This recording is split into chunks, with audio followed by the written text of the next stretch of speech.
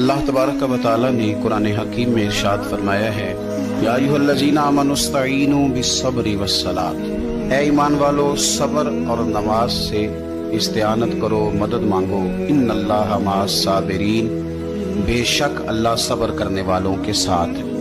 اگر زندگی میں صبر آ جائے اور انسان کو یہ بات نصیب ہو جائے کہ اس نے جو کام کرنا ہے صبر کے ساتھ کرنا ہے، تو دنیا کے اندر زندگی گزارنے کے لیے جو بہترین سواری ہے وہ صبر ہے۔ میرے نبی کریم صلی اللہ تعالی علیہ وسلم نے ارشاد فرمایا کہ جب اللہ تعالیٰ قیامت کے دن صبر کرنے والوں کو جزا دے گا نا،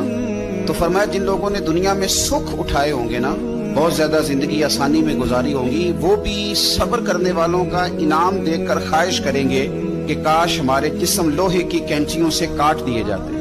تو آج ہمیں بھی یہ والا اجر ملتا جو ان صابرین کو دیا جا رہا ہے۔